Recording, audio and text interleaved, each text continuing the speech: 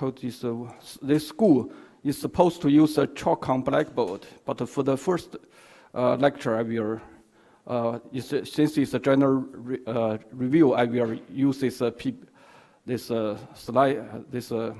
PDF PPT slides. So tomorrow I will try to write on the blackboard. Yeah. So for the importance of strong interaction physics, we know that different interactions determine different level of instruction, and the gravity determines the structure of the universe, and this heavenly bodies like stars, planets, and so on. So it's a most microscopic structure, and then goes down to the smaller level is electromagnetic interaction determines this molecule atomic structure. And the further goes down is strong interaction, and determines this hadron and the nuclei. This two basic level of matter structures. So it's the range, distance range is up in this level, about around Fermi level, and then the weak interaction is even smaller distance, determine the transitions between elementary particles now. So the hadrons is they are the smallest objects with the internal structure observed. So so it's very important to understand this basic structures of matter. This two most smallest structure.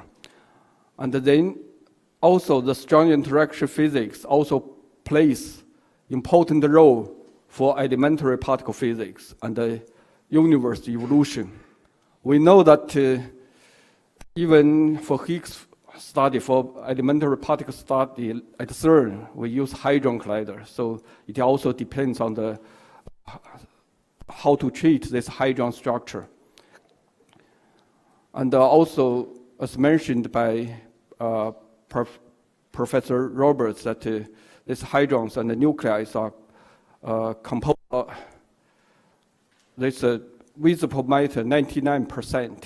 All this visible matter are mainly this from the strong interaction matters.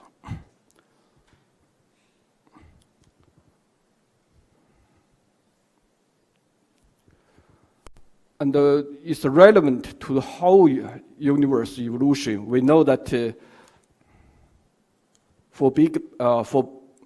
at the beginning of the universe, the Big Bang, it produced the quark-gluon plasma. And then, with the temperature goes down, it condensates to form hadrons. And then the hadrons interact with each other to form hadron pairs and then form this nuclei. So this this is nuclear chart. This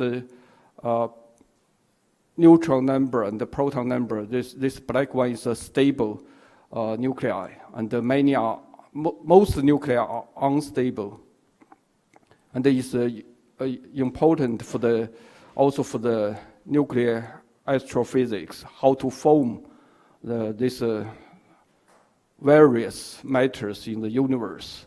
And many of them are from this radioactive nuclei. And now the people try to understand this quark-gluon plasma. They just use this heavy ion collision to produce this very high temperature and very dense nuclear matter. Try to produce quark-gluon plasma to study, to simulate the beginning of the universe, to study this circle. And also this morning, Professor Roberts mentioned that it's also important to study origin of mass, and only 1% from Higgs mechanisms, and 99% from strong interaction. even without Higgs mechanism to produce this quark mass, they can still form this like per proton with at a few hundred MeV proton. So it's mainly the mass is mainly from strong interaction. That's the importance for studying strong interaction. Then I come to the general view on frontiers of nuclear and hadron physics. Three major fields for the nuclear and hadron physics. One is this hadron structure. That's the smallest strong interaction system. And to study the hadron, to study the quark-gluon structure of hadron. And then it's about this nuclear chart. Only part of them we already studied, and many of them still not produced to study this. And another is about this nuclear matter, the phases of various QCD materials. These are three major fields, and there are also some cross applications like nuclear astrophysics and the test of standard model in nuclear physics, and also nuclear technologies. Basically, in America, in DOE, these three parts each occupies nearly 30% of the budget of DOE for the basic research. And then the other parts take about 10% for this. So the first is a hadron structure to study how quarks and gluons construct hadrons. I think the key element to understand the hadron structure is the so-called unquenched dynamics. That is the QQ bar produced in the gluon field. That's the major difficulty and the key element here. It's crucial for quark confinement and the hadron structure. For the quark confinement, originally in the textbook, when we study is due to some confinement potential and proportional to the distance of the two quarks. But that's, in fact, is not true in reality. We know the QQ bar is very easy to separate. And, but when they separate, they just pull out another QQ bar, just like magnets. It's not, you can separate the south and the north poles, but you cannot produce this monopole. It just produces another south-north pole. So it's just like similar things happen here. So to understand the quark confinement is crucial to understand the QQ bar production mechanism. And also it's very important for hadron structure. The excitation energy here is enough to produce QQ bar pair. So this like mesons, rho meson can decay to 2 pions. And it's also possible to drag out a QQ bar to form tetraquark. And also can form sometimes the hadron molecules. So it's very important to understand this unquenched dynamics. And then for the mesons, it's possible in QQ bar form, but also tetraquark. And another kind of hadron may be global. That's no QQ bar. Then gluon has self-interaction, can maybe form the pure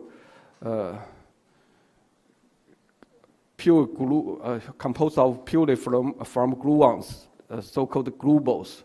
And also the hybrid. We know this QQ bar is connected by the flux tube, but this flux tube may also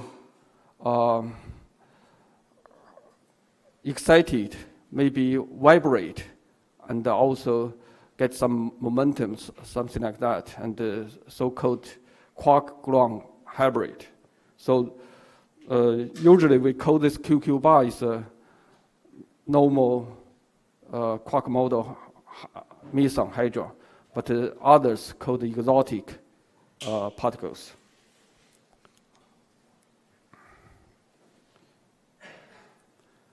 And also for baryons, we know that the classical quark model is 3 quarks from a baryon, but because it's self-interaction, this is very different from the like 3 particle, let me think, is helium-3. Then it's also nuclear plus 2 electron, but that's a 2-body interaction dominate. But here, for the 3 quarks, even with this simplest picture, due to the gluon self-interaction, the 3-body force is dominate. And so it's not so easy to get the spectrum for this, even in this simple picture. And also have the self-interaction, there is a junct here, and may behave like a colored globule here. And it may form additional degree of freedom, can also vibrate like that. That's the so-called quark-gluon hybrid for baryon. And another possibility is that we know this can form diquark. For some kind of like UD diquark, they can have stronger interaction and form a quasi-particle. Then like that's just 2 effective constituents, this so-called diquark model. And then also, as I mentioned, from gluon fields, it can pour out another QQ bar. Then it can form this 2 hadrons to form the hadron molecule, and also may form the diquark plus anti-quark, this kind of pentaquark structure. And the number of predicted N star is these 2 have the largest number of N stars because they are more degree of freedom, and these have the smallest. And this is a classical one. And at present, the number of observed N star still less than classical quark model prediction. So this is so-called missing N star or missing baryon problem. There are 2 possible reasons, possibilities. One is they are not exist. Another possibility is that they do exist, not observed by us yet. And at present, we have very poor knowledge on baryon spectroscopy, and we also lack effective, reliable theoretical predictions for this.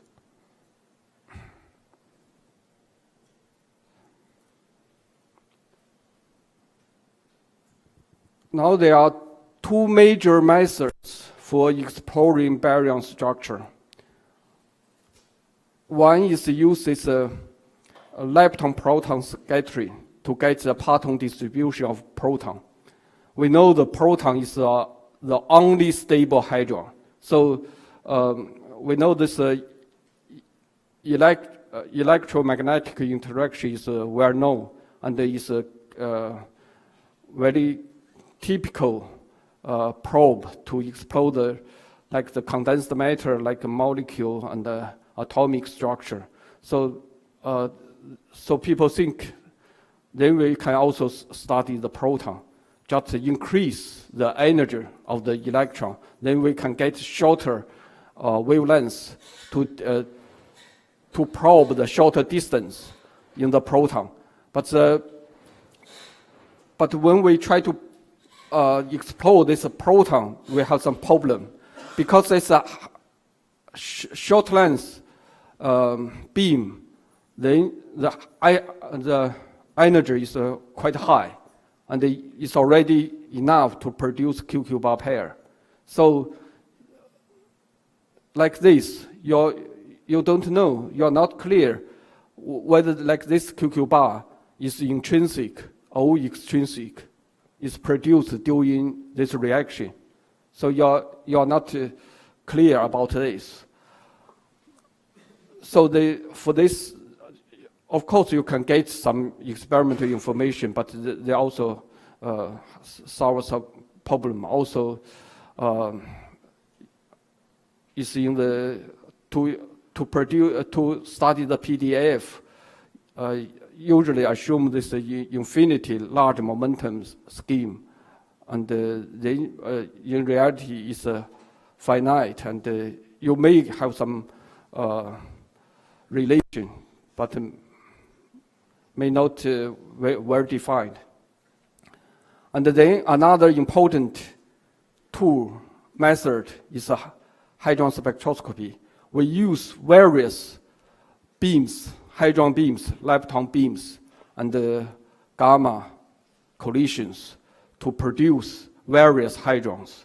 Then to study their mass spectrum and their decays, try to find to study the interaction and the structure of these hadrons.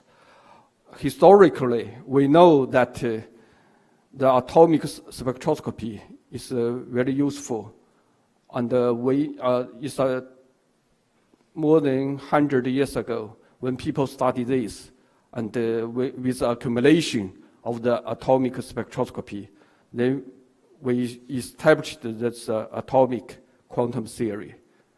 And about 60 or 70 years ago, then goes to deeper level, that's the nuclear spectroscopy. Then people found this shell model and the collective motion model. These two works are Nobel Prize winning work. And nowadays, we come to the even deeper level of structure, that's the hadron. And then we are still not experimentally and theoretically, we are not very clear about this hadron spectroscopy. We cannot understand them well. So what important discovery to be here, we are not sure, but they are basic level of matter. We should understand this.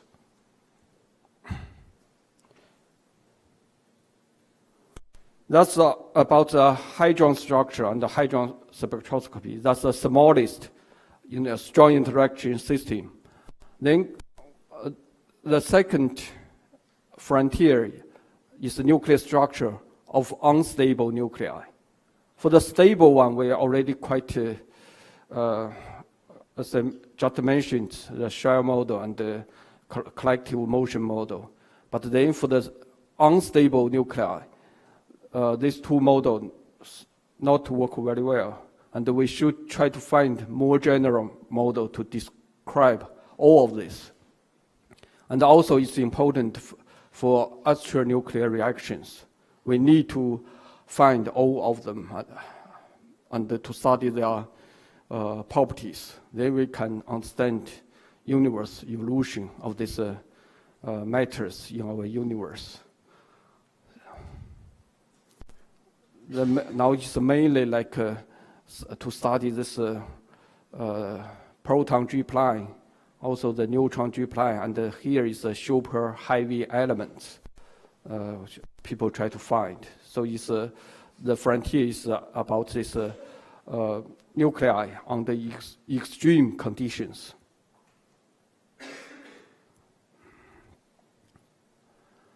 Another frontier for this nuclear chart is that the previous one is a two-dimensional nuclear chart, and now the people begin to study this, already started to study the three-dimensional nuclear chart. So besides to add the nucleon into this nuclei, they also add the hyperons into the nuclei to see what happened.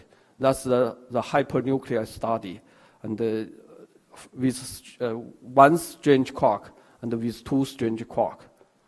Now they are develop this three-dimensional nuclear chart with this strangeness as a third dimension.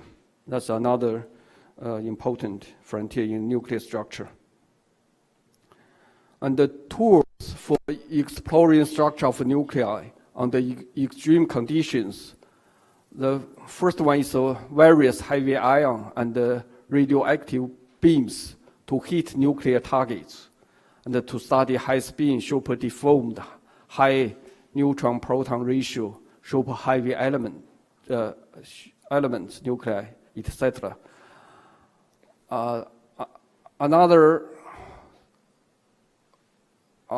approach is to use a lepton nuclear reaction to study the quark effects in nuclei, to study whether use the nucleon degree of freedom can describe these reactions or not. It may be necessary to consider the quark effects, and also to look for the non-nucleon degree of freedoms, like whether there are some delta resonance inside, and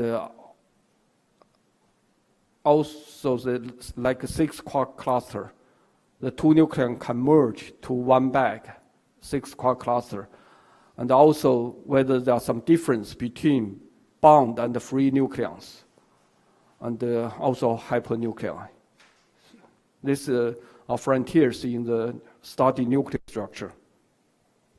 And the third one is a high temperature and high density nuclear matter to look for quark-gluon plasma. The major tools just high energy, heavy ion collisions. And I think this is similar like study water pressure and the temperature. It can form the ice and the water and the gas. And then for strong interaction, use to study what kind of foam, of what kind of phase can form from this high temperature and high density.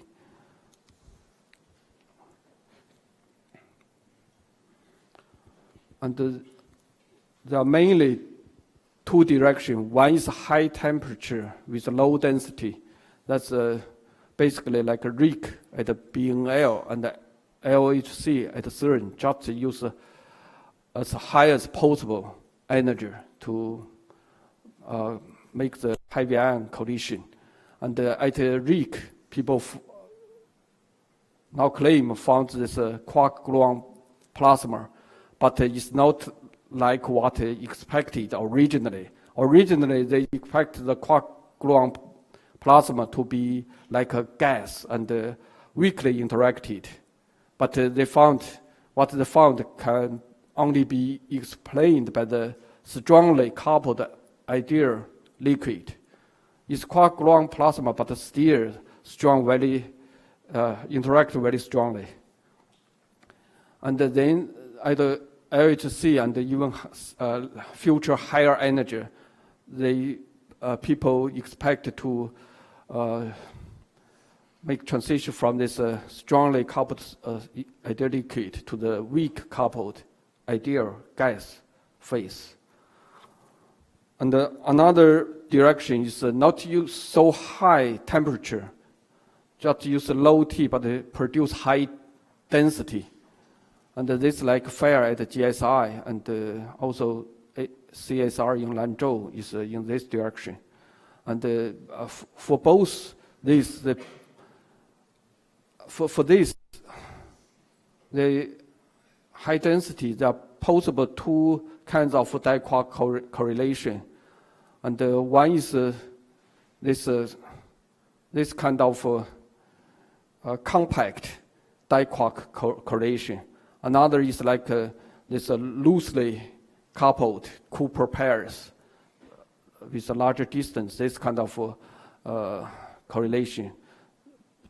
People try to study what kind of correlation at different densities and whether it can form this color superconductor like electric superconductor. So they just try to study various phases of strong interaction matters. This heavy ions is try to study the largest strong interaction matter. So basically, this hadron and nuclear physics, three frontiers. One is the smallest, is hadron, and then this nuclear structure under extreme condition, and then is the heavy ion collision to form the largest hadron interaction matter to study quark-gluon plasma.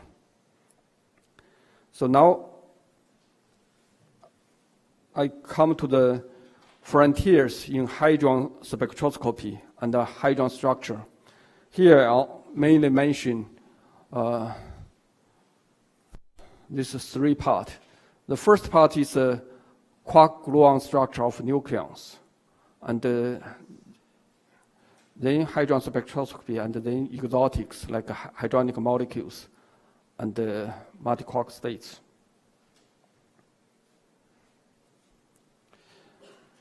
First is about quark-gluon structure of nucleons.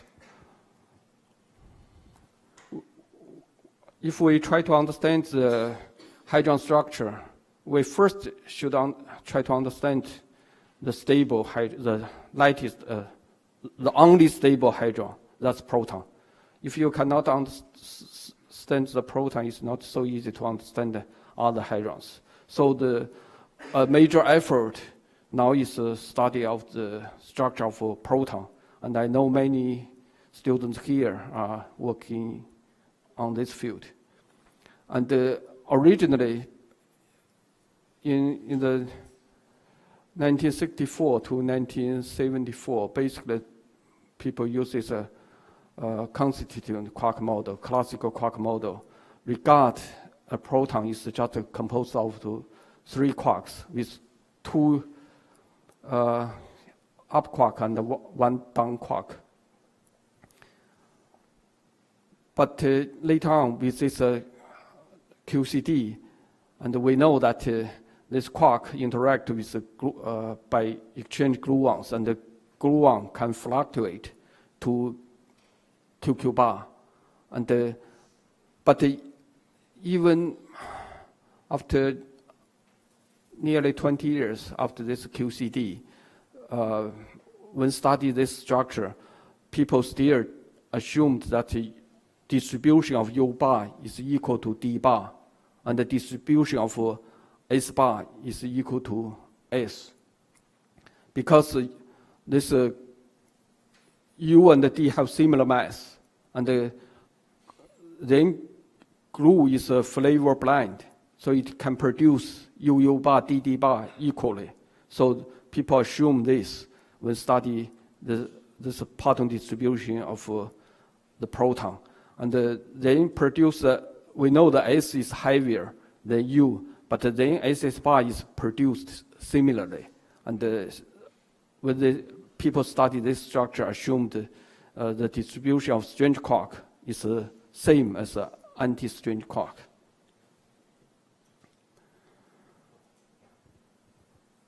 And experimentally to explore this is mainly by lepton scattering on the proton. And the simplest one is assume this QCD factorization.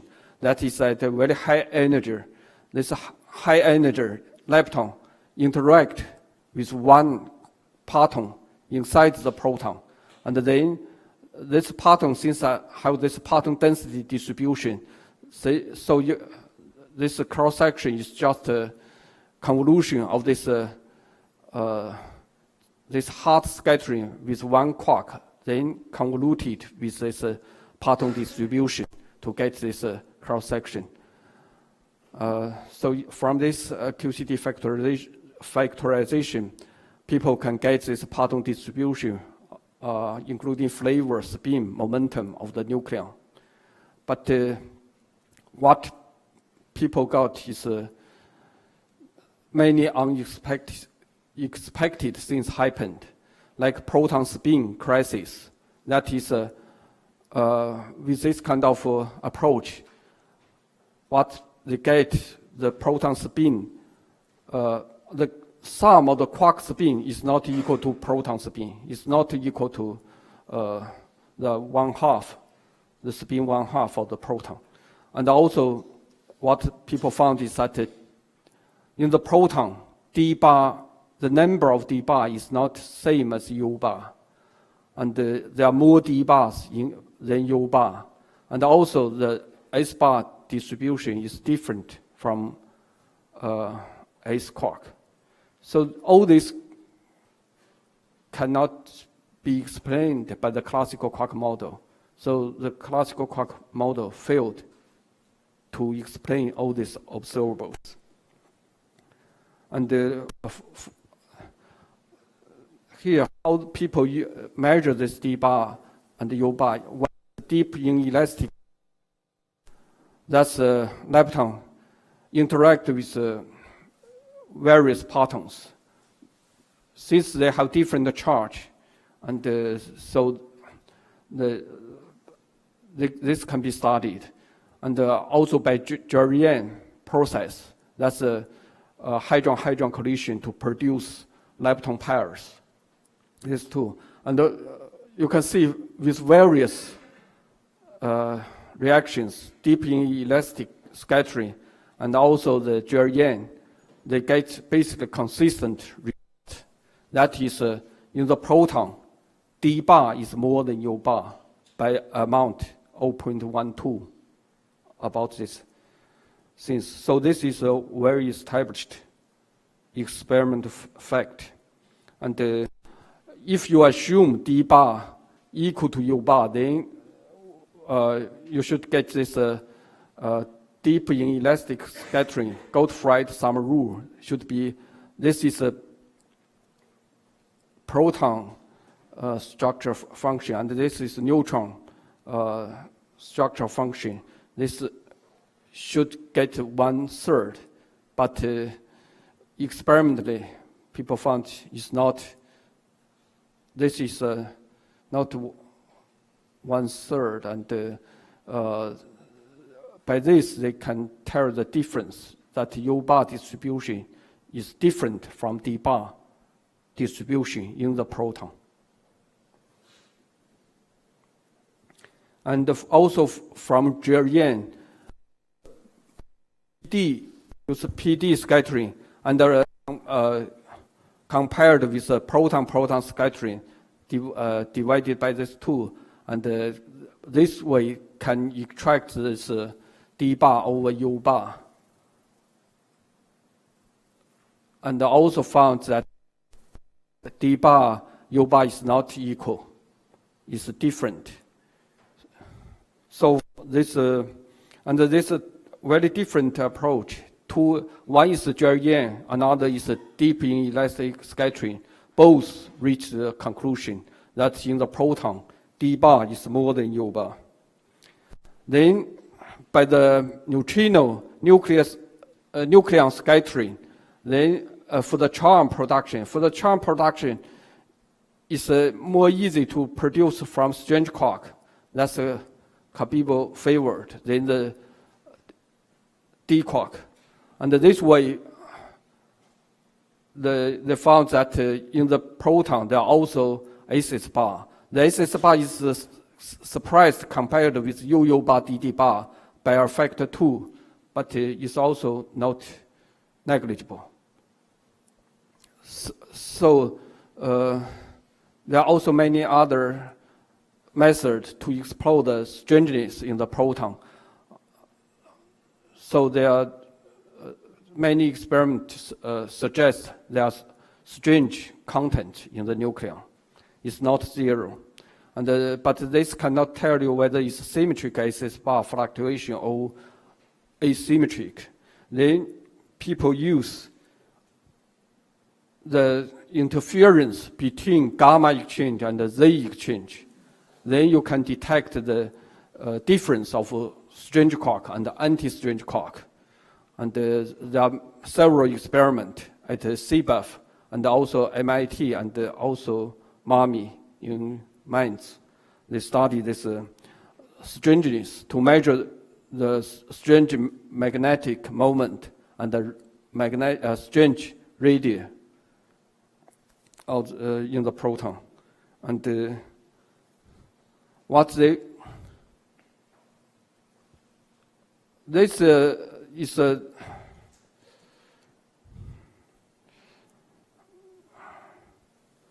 this is the let me check is the results of this compared with a previous experiment. What they got, they claim experiment value is around here, and all previous theoretical prediction is in this three part, and the experiment just got where it's empty for theoretical predictions. But what we are very happy about this is that our prediction is in this range. But this is the status in 2006, but later on, some people claim this analysis is questionable, and in this analysis they used NAPO value from some theoretical paper. They said the theoretical estimation may be not correct, should make it as a free parameter. Then it goes down to around here. So still cannot tell whether it's positive or negative. It's compatible with zero. Then the major difference of our approach and the other approach is like this. For all this D bar more than U bar and S bar not equal to S, there are two possible solutions. One is Meson cloud. By many people claim that's the most popular explanation, earlier explanation. Since the proton is 3 quark, then they have Meson cloud, and they can fluctuate into a neutron plus a pi plus. You can see that here there is a D bar. Then it can also fluctuate to delta plus some pi minus. Here is U bar. But we know that delta is much heavier than neutron. So there are more such components than this. And so the D bar is more than U bar. So it's a very nice explanation for this. So in the proton, D bar is more than U bar. And also, with the fluctuation of SS bar, then the S in this hadronic Meson cloud, the S is in the lambda, and the S bar is in the kaon, and they are definitely different, behave different. So S is not equal to S bar. So also can gives this not equal to this, and but later on we propose another possible solution is that diquark correlation. With diquark correlation, we know that with UUD components, if you get DD bar, you can form 2 good diquark plus a D bar. If you pour UU bar, then you have 3U plus 1D. You cannot get a good diquark. It will have much higher energy. So with this diquark correlation, it also gives a natural explanation why D bar is more than U bar. Yeah. So the S bar minus S bar like the S do you know what the sign on that difference is, slightly different between S bar and S? Because I thought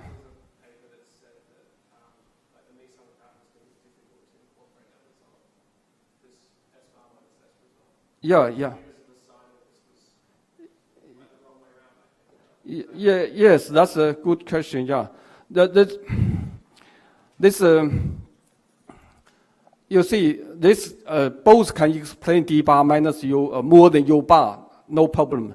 Then for the this also gives a difference of s and s bar. S is combined with u to form a diquark, and the s bar is alone there, so they are different. Then what's the difference of these two? It also gives a natural explanation. First about strange radius. So what is a strange radius? Strange radius means if S is far away from center than S bar, then the strange radius is positive. If the strange quark is closer to the center of the proton, then the S bar, then this strange radius is negative. And it just happened in this Meson cloud picture, this baryon is heavier, so S is closer to the center. But in this diquark correlation, S bar is in the S wave, and this diquark, this 2 is in P wave, and so S bar closer to the center. So these two pictures gives a different strange radius prediction. So we would like to see what's the experimental result. Previously, I showed first some experiment claim this is positive. Then we are very happy. But then people support Meson cloud picture said their analysis is have some problem, not trustable. But then according to their reanalysis, the claim is compatible with 0. So we need more precise experiment on this. But now the experiment cannot distinguish these two. And for the strange spin, both gives a negative. So it's cannot distinguish. And then for the strange momentum, also these two pictures gives a opposite sign prediction. So they can distinguish. But at present, both are close to 0. So still cannot distinguish. Another possibility is that both correlation are there. Both Meson cloud and the diquark correlation are there. One is positive, another is negative, cancel each other to give 0. That's also possible. So it's not so easy to study this, but it's a good question for this. And the major tool to explore nucleon structure is the lepton-nucleon deep inelastic scattering by leptons, both electron or the neutrino. Yeah, we will. And with different energy, we can see with MAMI 1 GeV, ELSA 3 GeV, CBUF 6 to 12 GeV, and HERA 300 GeV, not stopped. And with various EIC to explore PDF of different momentum range, so you can see with a higher energy can explore the smaller X region. And so EIC white paper is here. Also, I think next week, another lecture will talk about EIC here. And with a higher luminosity, now the people started from 1 dimension, then to 2 dimension, now can go to 3 dimension to study the internal quark-gluon structure of the proton. This is very useful, but even we get the 3D picture of the proton, we still need to know other hadrons. Other hadrons you cannot use as target, but proton you can get this. So, but at least we should first understand the structure of the proton.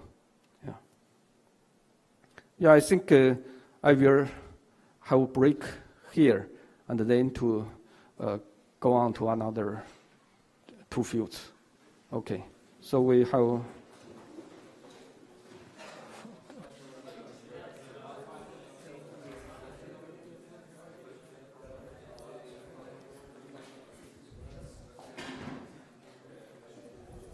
Okay.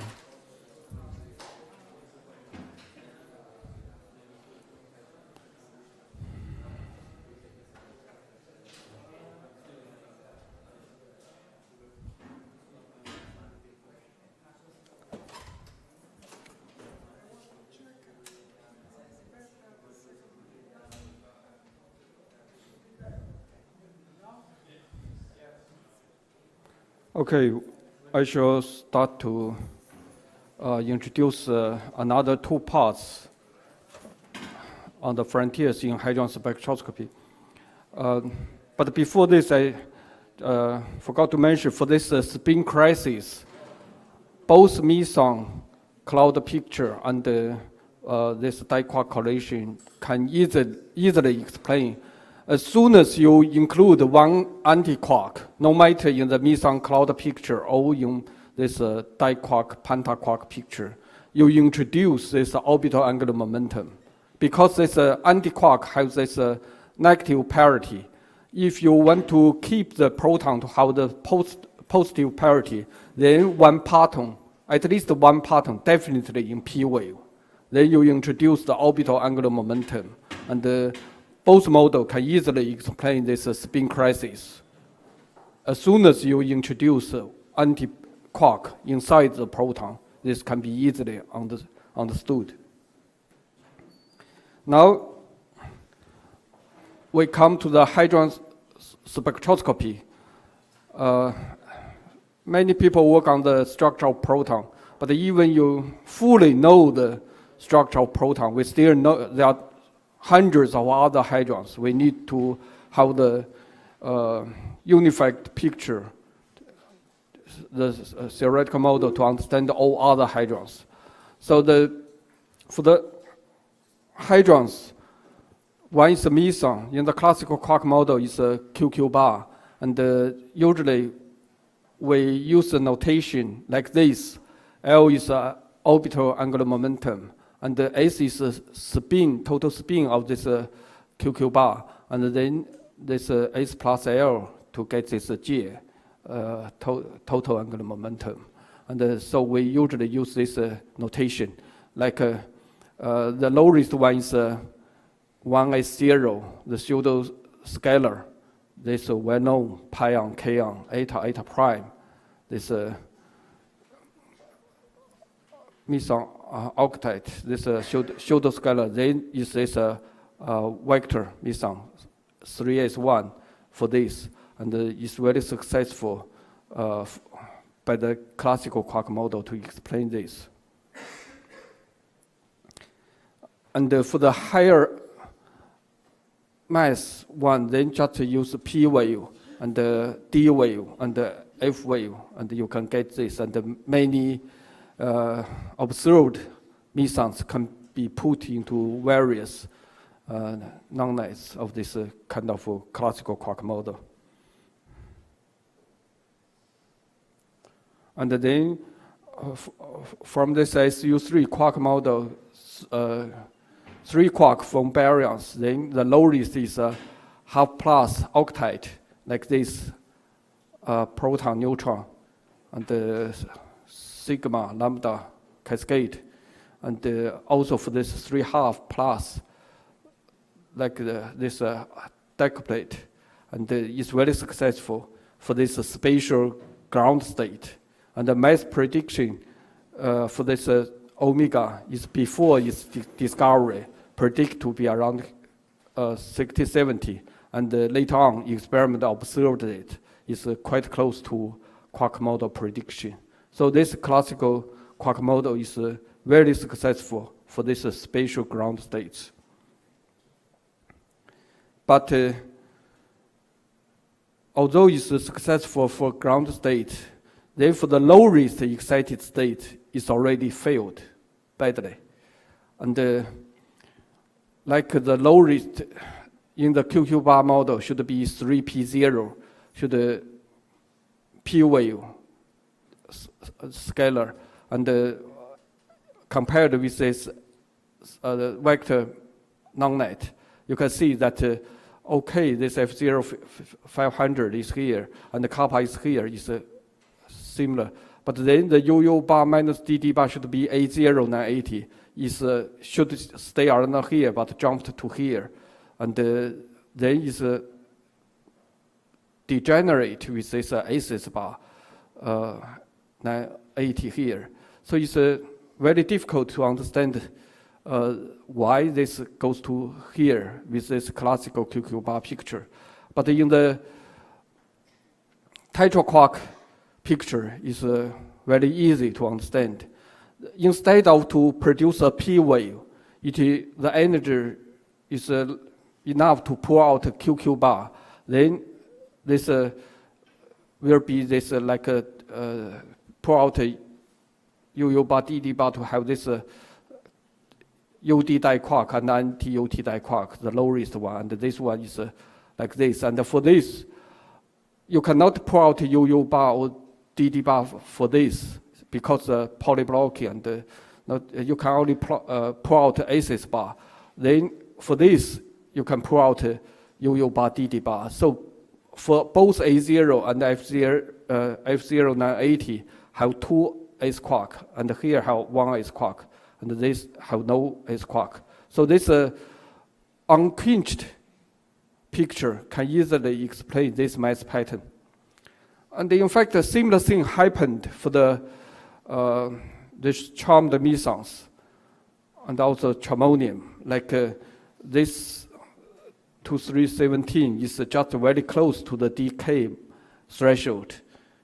And also for this 2460 is just close to D star K threshold. And for 3872 is just close to D star D threshold. So it's which means that the unquenched dynamics is very important here. Just the excitation energy is enough to pull out a QQ bar, and then to form this tetraquark molecule. Yes, please.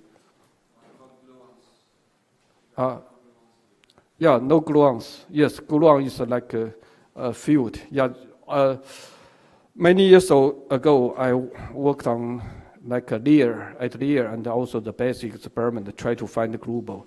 But now I give up. I don't think global you can find it. It's a global. The energy is already enough to produce QQ bar.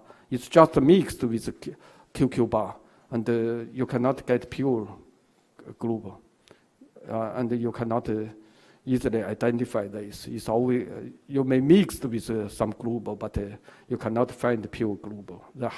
The mass is too high. It's larger than QQ bar state.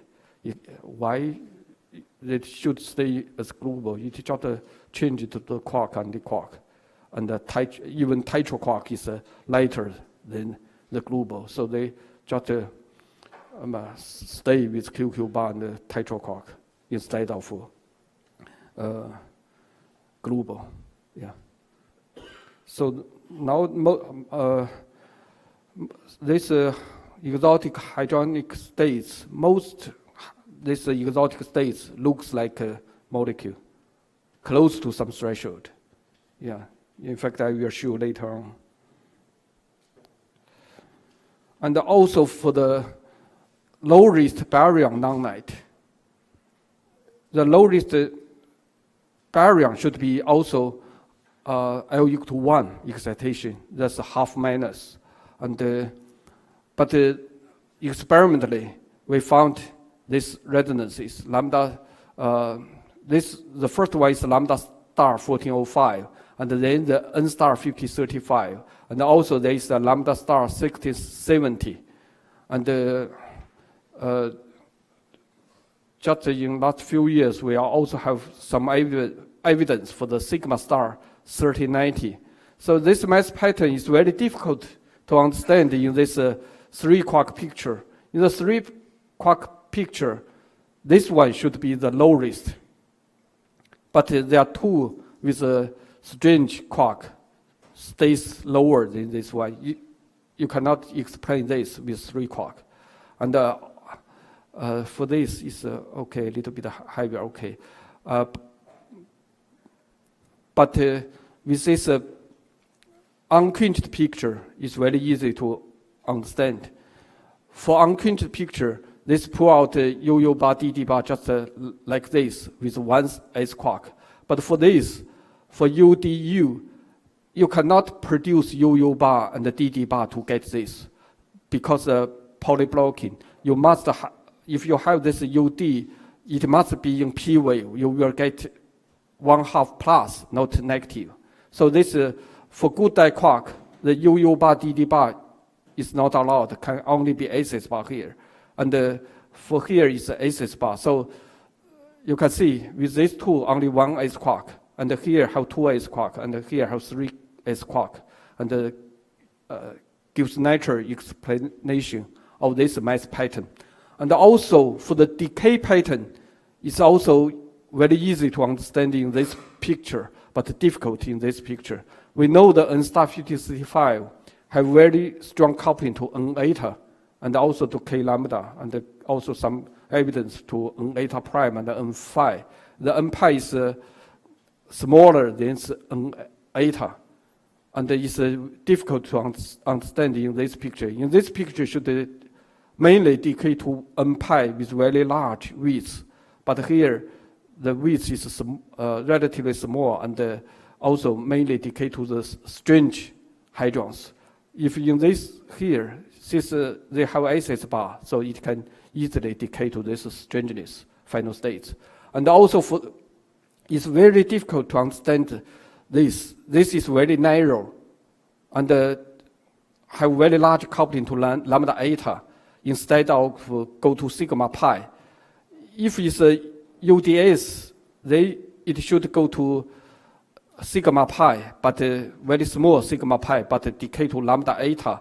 And this is very close to the lambda eta threshold, and but still decay to this. And the width, because it's small phase space, the width is very small here. It's even have smaller width than lambda 1405.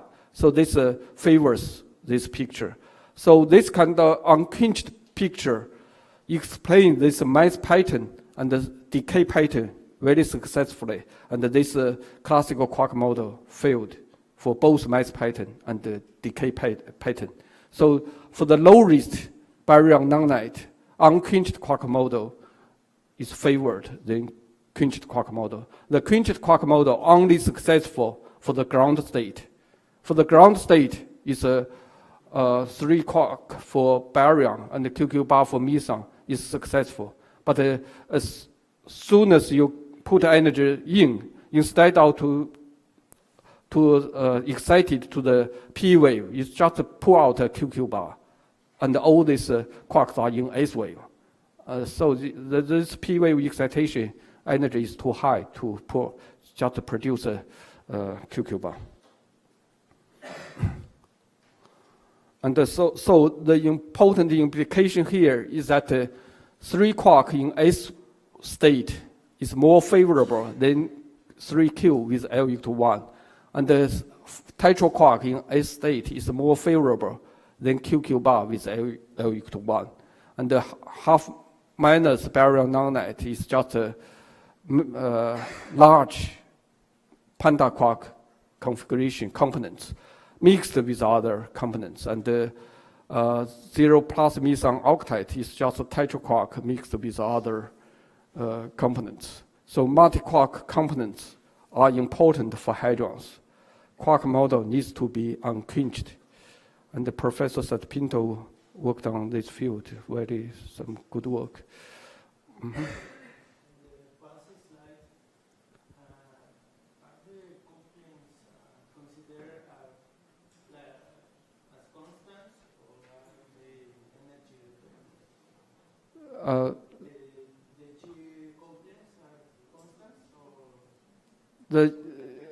You mean the energy level or what? The couplings. Yeah, coupling constant, yes. It's a coupling constant. They have very large coupling constant here. It's larger than its coupling to N pi.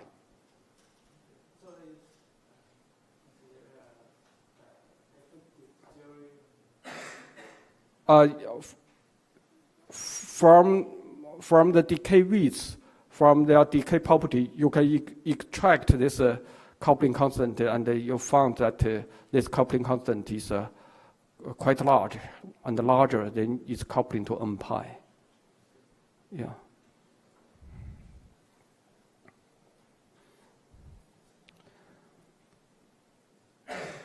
And in fact, this quenched and unquenched quark model gives a very different predictions for the hyperons. And this black one are predictions of the classical quark model, and the red one are for the unquenched quark model. They are, for the lowest one, they gives a very different prediction. And now more and more experimental evidence support this unquenched picture. But okay, and also for the omega star 3s, with this 3s quark, the lowest is about 2 GeV. But for the unquenched model, either it's a K-bar cascade bound state or this UU bar, this diquark correlation, both gives a much smaller than this, about 200 smaller. So it's important to check the predictions of two different kind of predictions.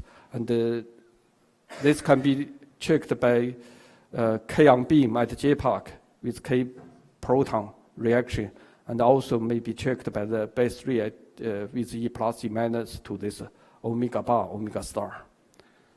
And at present, experimental knowledge on the hyperon state is still very poor.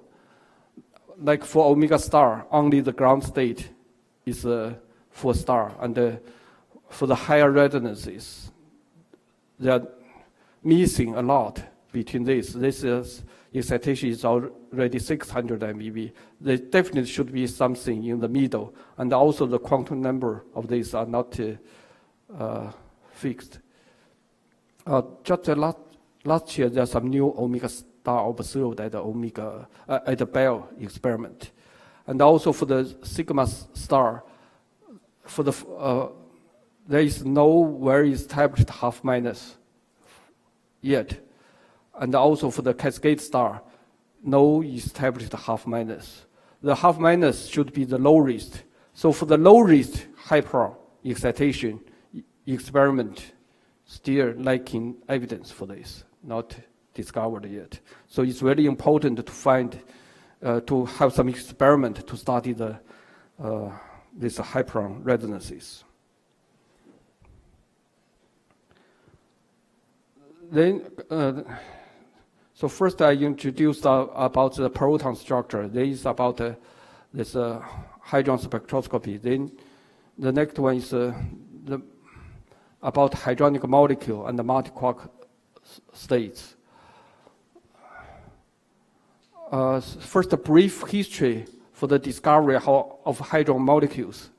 We know that the neutron and the deuteron were discovered in the 1932, and the deuteron is the first hadronic molecule from proton and the neutron, and then the pion kaon, and after kaon was found, there are some interaction between kaon and the proton evidence, and some Dalis Tuan in the year of 1959 predict there should be Kn molecule, and they should just slightly below its threshold. So this is a prediction before the quark model was proposed. So in the 1961, the lambda 1405 decay to sigma pi was observed by the experiment. So this is compatible with the prediction. So they said this prediction is very successful, predicted and discovered. But then, okay. But after the quark model proposed, they said it's not a Kn molecule, it's just a UDS barrier. And so this, there are some argument whether it's a molecule or just a UDS barrier. And since then, they are also found this F0980, A0980 claimed to be KK bar molecule. And the F1 1420 is K bar K star molecule. And the F0 1710 is K star bar molecule. And the N star 5035 is a K sigma, K lambda molecule. And then DS0 2317 and S1 2460 is a K bar D or K and K bar D star molecule. The mass difference is just the mass difference of D star here. So there are many proposals that these are hadronic molecules. So many hadrons are proposed to be hadronic molecules. But the problem is that none of them can be clearly distinguished from 3-quark or QQ bar due to tunable ingredients and the possible large mixing of various configurations. So after this first predicted in 1959 and discovered in 1961, so after more than 40 years, in the year PDG, in the year of the 2010, the PDG said the clean lambda C spectrum has in fact been taken to settle the decades-long discussion about the nature of the lambda 1405 true 3-quark state of mere K-bar N threshold effects unambiguously in favor of the first interpretation. So after controversial arguments, after 40 years, the PDG claim is a 3-quark state. And only after this CC bar pentaquark, and in the year 2016, and the newest one, now they said this lambda 1405 is more like Kn molecule with 2 pole structure even. And so for the review of hadronic molecule, I refer you to this review paper by our Sino-German collaboration here, published last year. And to solve this problem, in fact, in the year 2010, and together with Eulogio's group, we extend to the hidden charm and the beautiful variance. We said since we claim SS bar UUD is a major component of N star 5035, if it's a K sigma, K lambda dynamically generated states, then similarly, that definitely replace SS bar by CC bar and the BB bar, they should be definitely there. And if lambda 1405 is this hadronic molecule pentaquark states, then replace the QQ bar by CC bar, BB bar, they should also be there. So one should look for this pentaquark with hidden charm and hidden beauty.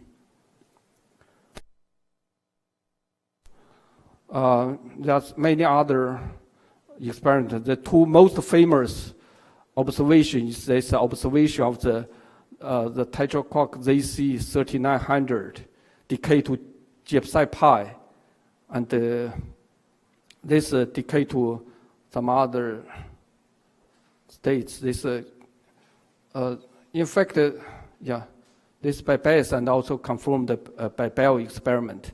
They observed 2. This, in fact, are compatible with each other, and here compatible with each other. So this is just at the threshold of D bar, D star.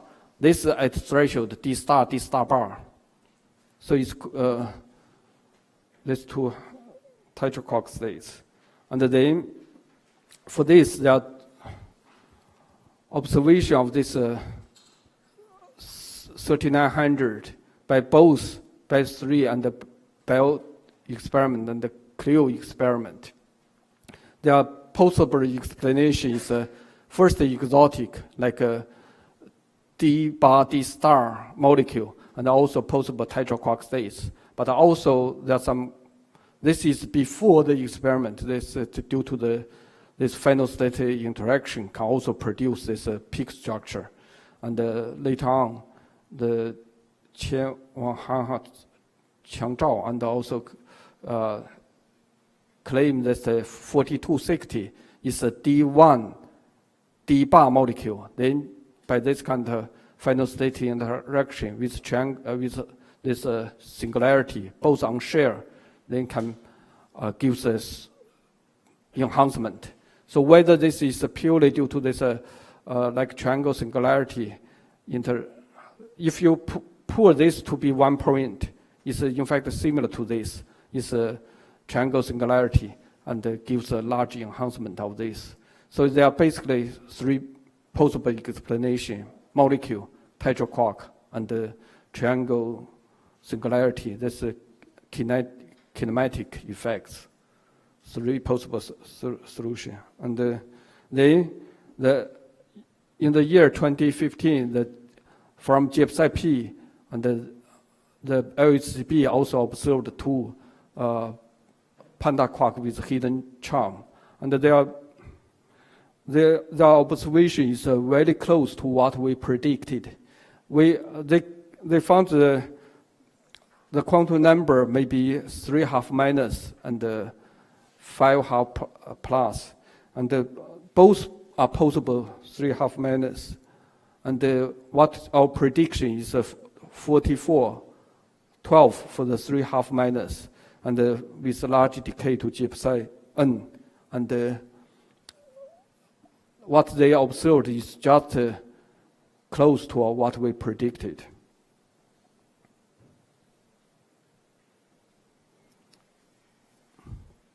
And there are many other models. For the XYZ, for the charmonium, there are various models like a compact tetraquark and a meson molecule, and also diquark-onium, this diquark correlation, and also hydroquarkonium with QQ bar in the middle and the small QQ bar in the outer space, and also some quarkonium adjoining meson. They just this state together about with color structure. So there are various pictures for this tetraquark. But one important fact is that all this established tetraquark with hidden charm and hidden beauty, and the pentaquark with hidden charm, all of them are very close to some threshold. Like this 3900 is very close to D star, D bar threshold around here. And this 4020 is close to D star bar threshold. And the ZB16, this one is close to B star, B bar threshold.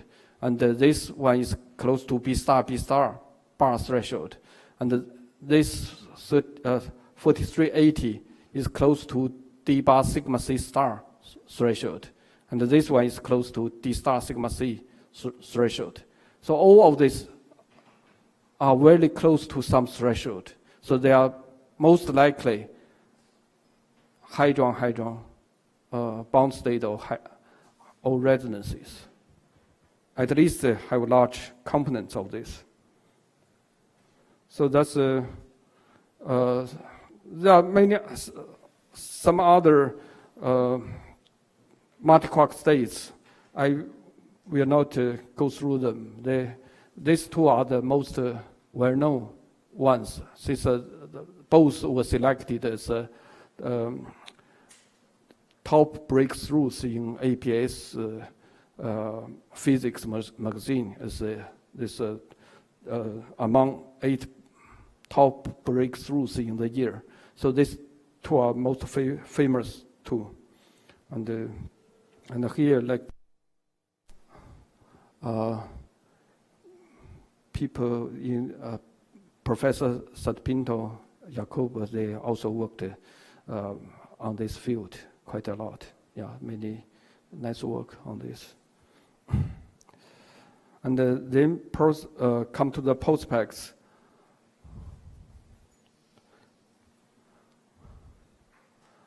For the nuclear structure, they still continue just the electron-proton scattering. And at present, the major facility is at CBUF 12 GeV, with a center of mass energy about 5 GeV. And this is already enough to produce this panda quark with a hidden charm. They are looking for gypsy proton final states. And recently we proposed that the largest decay channel should be d bar lambda c, and they are also looking for this channel. And then in China, we also proposed to a EIC with a center of mass energy about 15 GeV, and but this maybe needs 10 years preparation. And in America, the major facility is the EIC with center of mass from 20 to 100 GeV. That's about 15 years later, and will be introduced next week about all this. The major physics objective is here is to study this proton structure, but this can also study this panda quark with hidden charm and hidden beauty, and also study this heavy baryons. That's very important because it's for this heavy baryon, this B is basically fixed in the center, so it's the best place to study the two light quark correlation. It's simplified compared with the proton. Proton have 3 quark and light quark, and here have only 2 light quark. This basically stays stable in the center.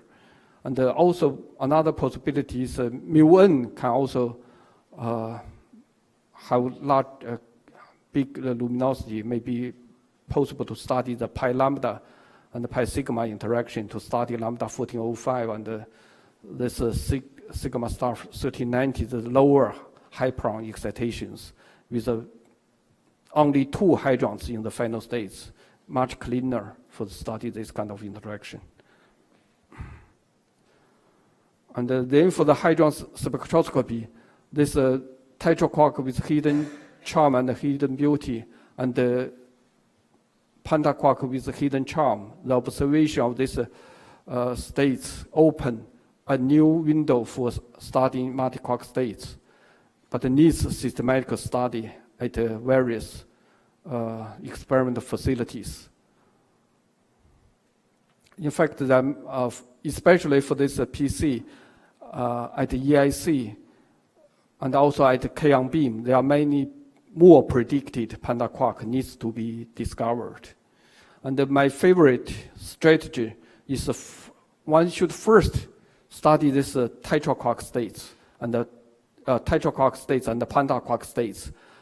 Since for ordinary baryon, it's always a mixture of 3 quark, but for here, this mixture with 3 quark, basically 3 quark components is negligible. So they are pure, basically pure panda quark with some higher, even 7 quark, smaller components. And here, mainly tetraquark with maybe 6 quark. But only after you understand this, then you can go to this mixture with 3 quark. For the 3 quark states, the best one is 3s with mixed with tetraquark, because here the valence quark is different from this C quark. Of course, you can change the S, replace S by C quark if possible. With more heavier quark is better. They are simplify the theoretical calculation. And then after this, also study this heavy baryons and to study their mixture, and then goes to hyperons and go to light baryon. Only after you understand this, then to this, and you can really understand these lighter ones. And for tetraquark, similarly, should first understand the tetraquark, then consider the mixture of the QQ bar with this tetraquark, and then goes to the lighter ones. And for this hadron spectroscopy, we need combined efforts from both theory and the experiment side. To explain hadron properties, there are lattice QCD calculation and the large NC QCD and the constitutive quark model and the Carroll-Soliton's model or some other model to understand these hadron properties. But on the other hand, from the data, how to get this hadron property also depends on the dynamic models, needs partial wave analysis, their model dependence. One should understand this part. This part also needs theoretical input. And tomorrow I will mainly talk about, introduce about this part. This bridge the gap between experimentalists and theorists, how to get this. If this part is not correct, then the hadron property, what you got is also wrong. And then people just try to explain this wrong things, and there is not just a waste of time. So this part is also very important to really understand QCD.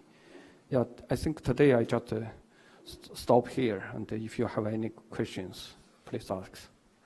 Thank you.